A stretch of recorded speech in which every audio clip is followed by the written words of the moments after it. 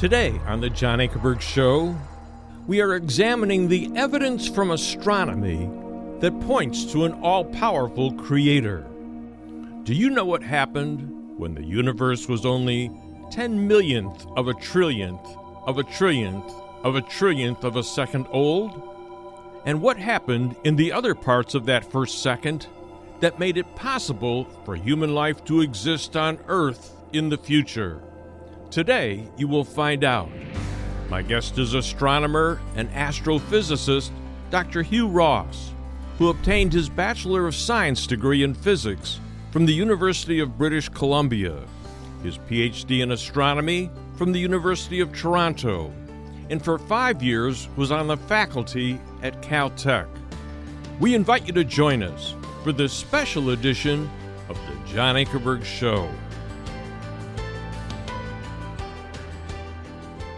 Welcome to our program. I'm John Ankerberg, and I have a very special guest today with me. He is astronomer and astrophysicist Dr. Hugh Ross. Hugh obtained his Bachelor of Science degree in physics from the University of British Columbia and his PhD in astronomy from the University of Toronto. Then, if that wasn't enough, he went for 5 years and joined the staff at Caltech and did postdoctoral research on quasars. And then on the side, he established the ministry Reasons to Believe.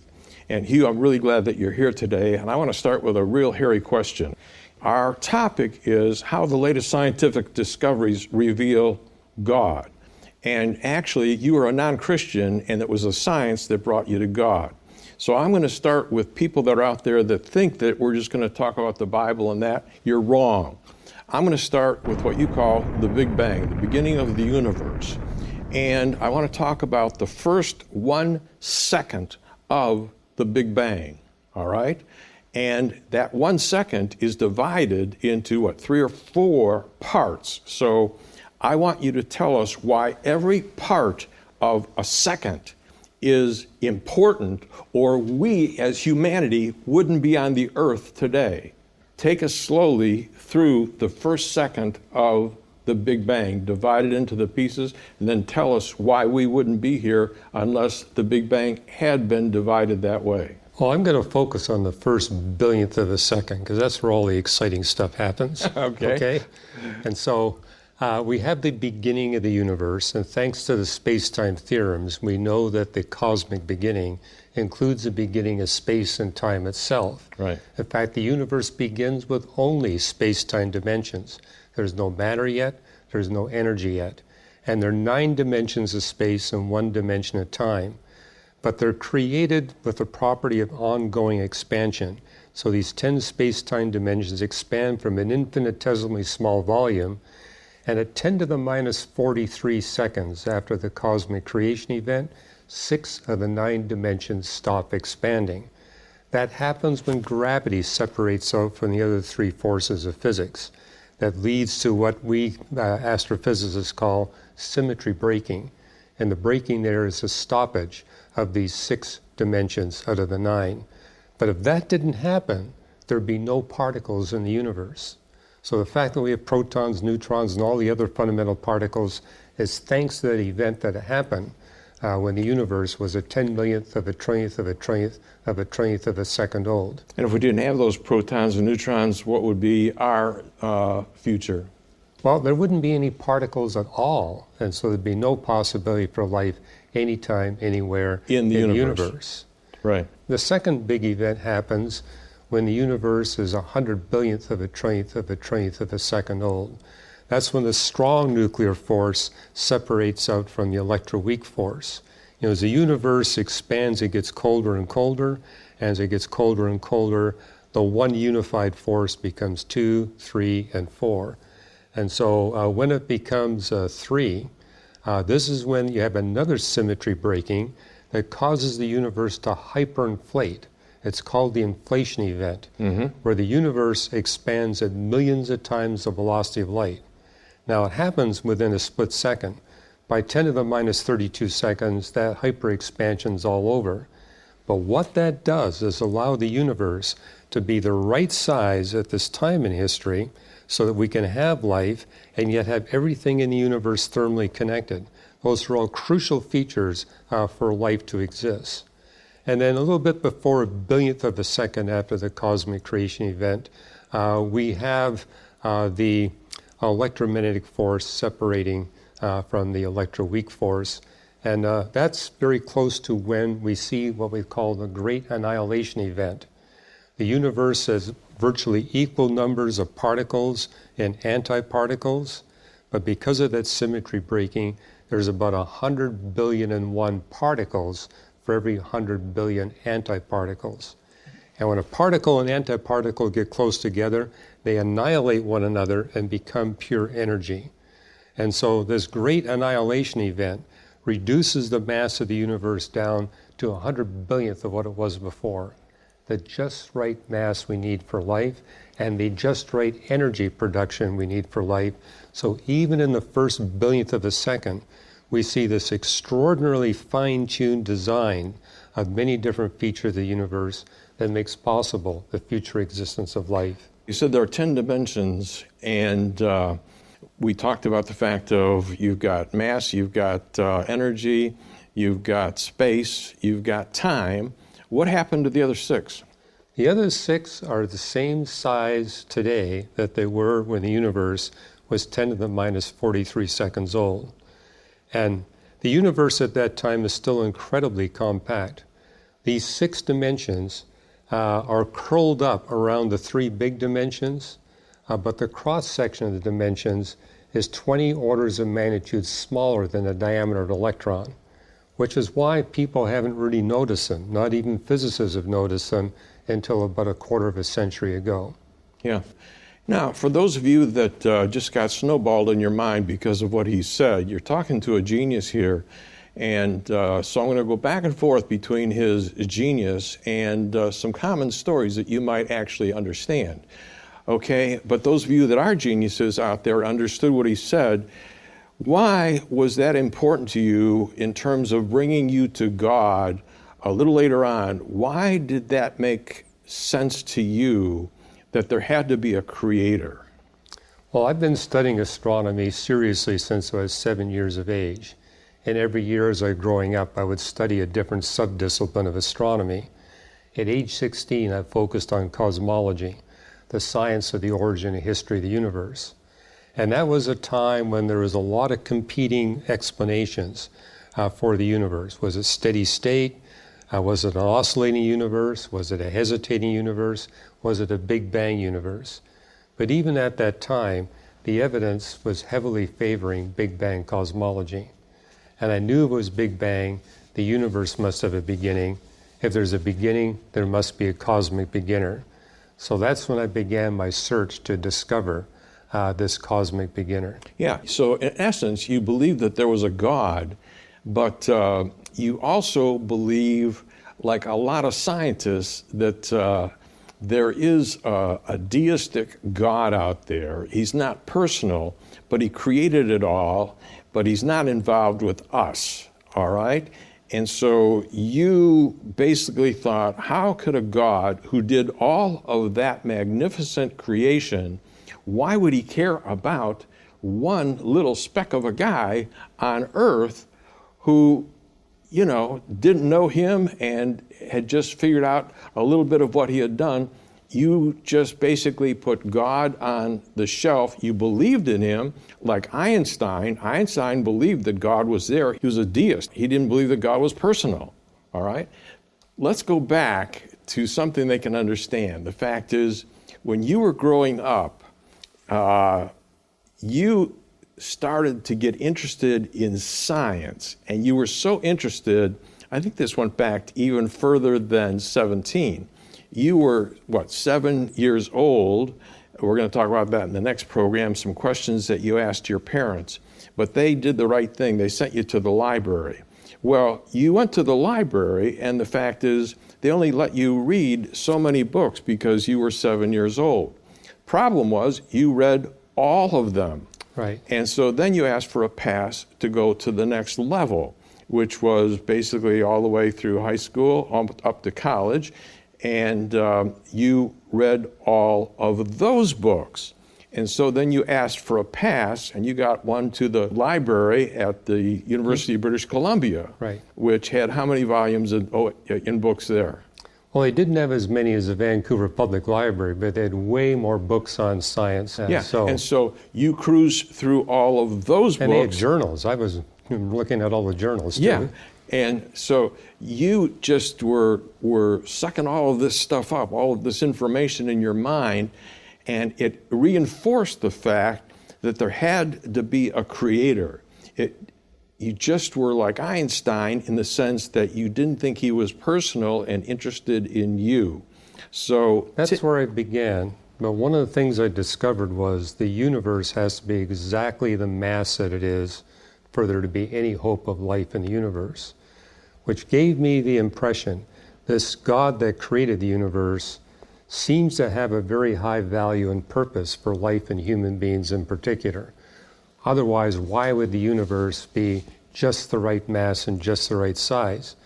Make the universe slightly smaller in mass, all you get is hydrogen and helium. Make it slightly greater in mass, all the elements are like iron or heavier than iron. In both cases, no carbon, no oxygen, no nitrogen. So that was the first clue I had. Maybe it's more than just a deistic God. Maybe it's a personal God, a theistic God. Yeah, and you had two helps. You had one was the definition of cosmology, and then you also read a book by Dr. George Roche, and that kind of told you kind of the direction that you were going. Do you remember what that was? Well, that was a book that was written quite a bit after I became a Christian, but okay. I cite it because he made the point, what you think about the universe is very important. It's not a trivial idea. Why? Well, because if the universe really is fine-tuned in many different ways to make our existence possible, that would indicate that the universe was created for the specific purpose of providing a home for we human beings. And given the vast extent of the universe, 2 trillion galaxies, where each galaxy has about 100 billion or more stars, that's a lot of investment that's being poured into making possible our existence. This God must place a very high value on us human beings. Yeah, and then you realize that God must be the ultimate reality that's behind all of this, and it led you to start thinking about, was he interested in you? Yes, and that's what led me to say, hey, I need to see if I can find who or what this cosmic beginner is. But you did it in a very interesting way, is the fact is that in your studies, you found out, there was a lot of religions in the world, and people were very serious about their religions, and so you thought, well, maybe God's got himself revealed somewhere in one of these religions. And so you started pulling out the holy books of the different religions. Again, you were not a Christian, and you just thought you had a certain criteria for what you expected to find the Creator talking if he actually talked in a book. Give us the criteria and then what you did. Well, I started off by looking at the great philosophers, and particularly Immanuel Kant, because he's called the father of cosmology. Yeah, and read his Critique of Pure Reason and says, this doesn't seem to be on target with what I know to be true about the universe. But then I realized more than 90% of the world's population is involved in some serious way with a religion. And all these religions are based on the fact that there's a God that created the universe. So I began to go through these different religions. I started off with the Hindu Vedas, and they basically promote the oscillating universe theory, or what we call the reincarnating universe theory, how the universe goes through these cycles of beginnings and endings. But they got the number wrong. They said that you get a reincarnation of the universe every 4.32 billion years, and we know that the universe in which we live is older than that.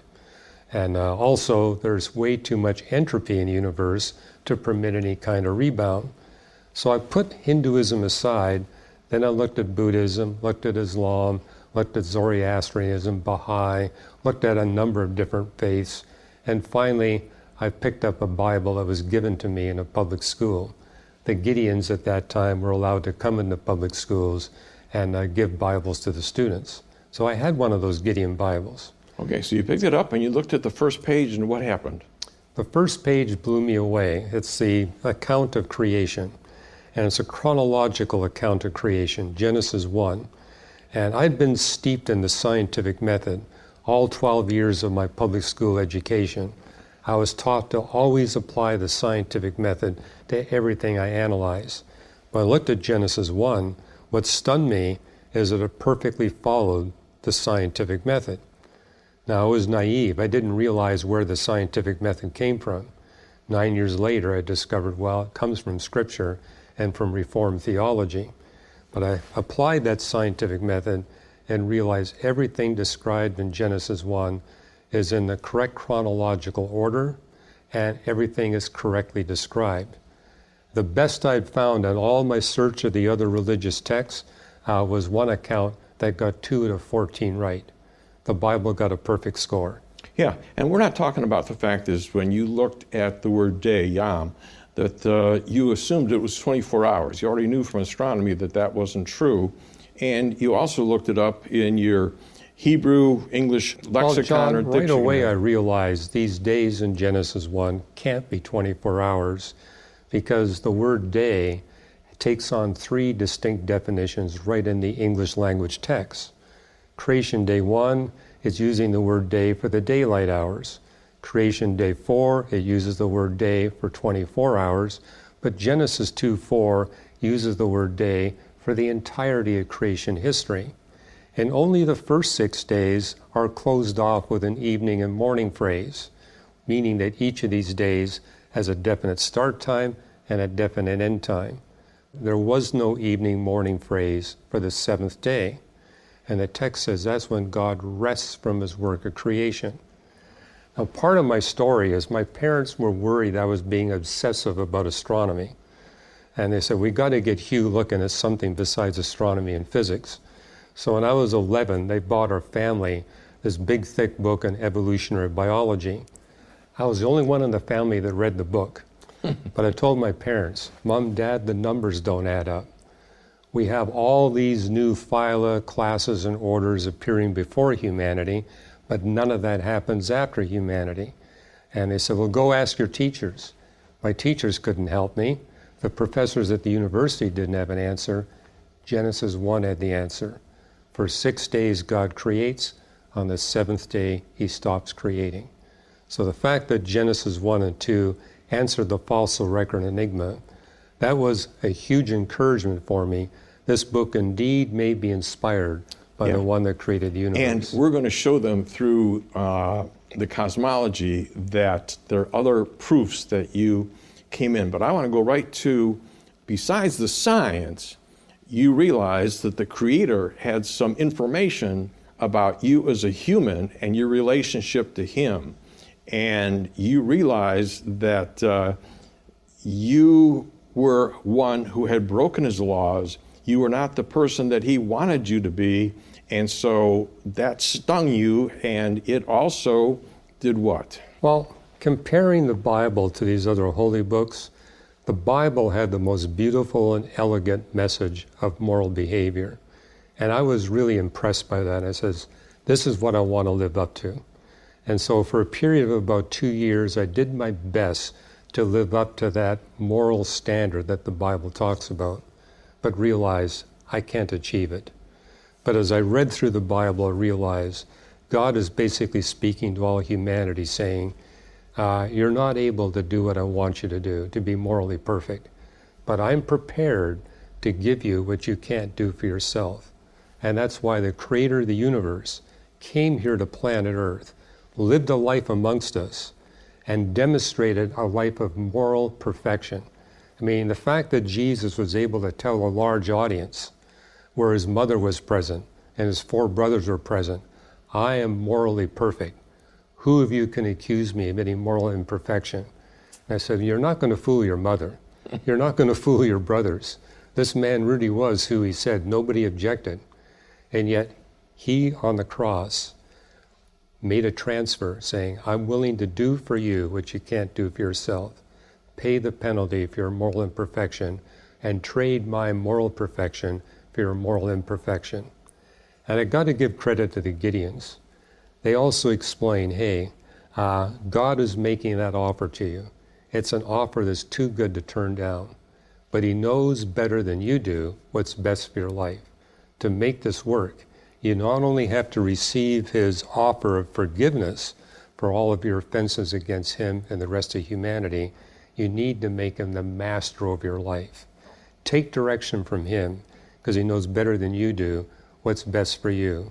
And I said, that just makes rational sense. Yeah. John 1:12 says, but as many as received Him, to them gave He power to become the sons of God, even to them that believe on His name. It's not only believing, but you have to receive Him. And there was a night when you put your name in the Gideon Bible. Talk about that. Yeah, I remember that. I was praying for several hours, saying, God, make me a Christian. I'm too proud. Give me the humility that I need. And, I kept asking God to do something, but what I kept hearing back from God is, look, you need to take the step. Humble yourself before me, and I'll grant your requests. And finally I understood that, and it was 1:06 in the morning, one August night, I signed my name in the back of that Gideon Bible, committing my life to Jesus Christ. And having spent 18 months studying the Bible an hour or two a night, I realized that commitment also meant I needed to share what had happened in my life with my friends, my fellow students, and professors.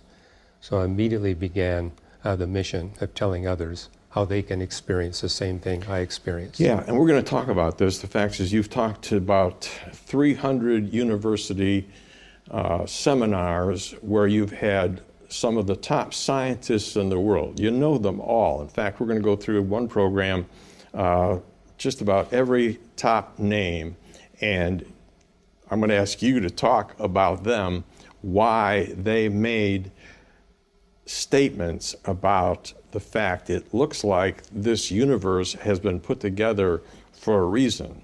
And that's coming up a little later on. We're also going to talk about quantum cosmology. We're going to talk about your favorite quasars. We're going to talk about all kinds of great things coming up in the program. So, folks, I hope that you'll stick with us, and we will be talking about a lot of topics that have to do with science, but also how that science shows that the God of the Bible is actually present and could be present in your life. Now, thanks for joining us today, but please stay tuned because I've got a personal word for you in just a moment.